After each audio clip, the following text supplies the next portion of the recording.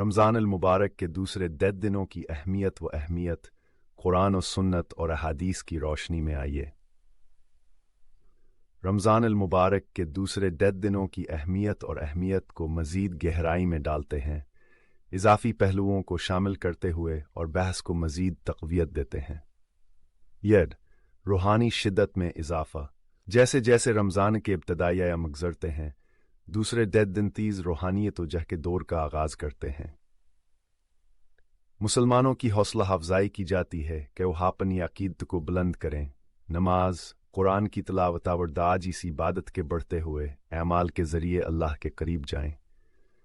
अकासी और ताज़ीम की फ़ज़ा मज़ीद वाज़ह हो जाती है जब मुमिनीन अल्लाह की राह और रहमत की तलाश में डूब जाते हैं। 2. लैलतुल क़द्र की तलाश।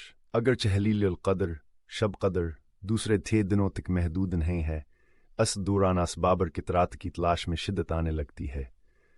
मुसलमानों पर जोर दिया जाता है कि वह लैलतुल क़द्र की रात को तलाश करें, जो रमज़ान के आखिरी 30 दिनों में आती है, ख़ास तौर पर ताक़रातों में इबादत के ज़्यादा से ज़्यादा अमाल के ज़रिए। लैलतुल क़द्र की गहरी अहमियत, जिसके दौरान कुरान नाज़िल हुआ, इस दौरान मोमिनीन के रूहानिया मंगों को वसअत देता। 3. कुरानी नज़ूल पर गौर व फ़िक्र।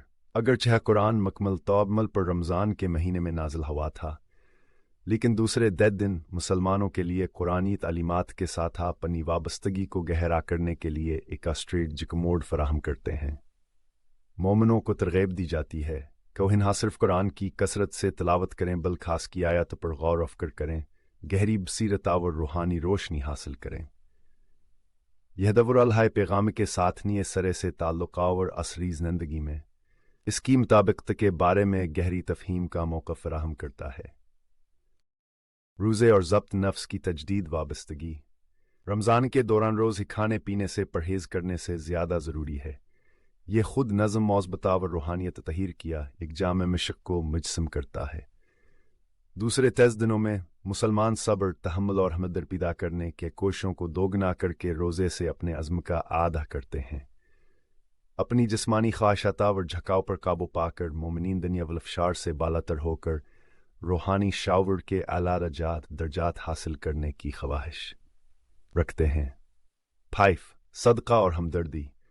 रमज़ान ज़रूरतमंदों के साथ ज़्यादा सखावत और हमदर्दी का वक़्त है। दूसरे 10 दिनों में मुसलमानों को सदका और एहसान के गहरे इनामात की याद दिलाई जाती है।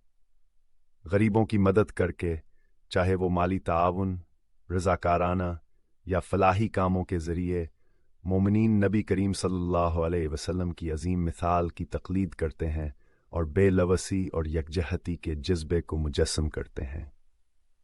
6. बरादरी और भाईचारा।